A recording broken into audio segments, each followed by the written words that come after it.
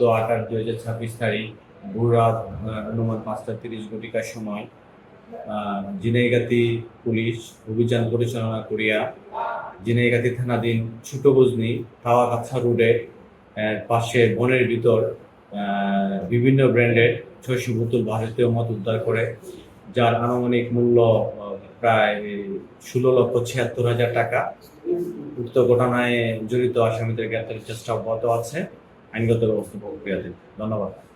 আচ্ছা, আপনাদের এই অভিযান কি চলমান থাকবে? আর এই অঞ্চলে যে মাদকের ছড়াছড়ি, এটা নিয়ে কিছু বলবেন কিনা? আমরা সর্বাত্মক চেষ্টা করতেছি মাদক একেবারে নির্মূল করার জন্য। আমাদের মাননীয় পুলিশ সুপার মহোদয় সার্বিক দিক নির্দেশনা আমরা কাজ করতেছি।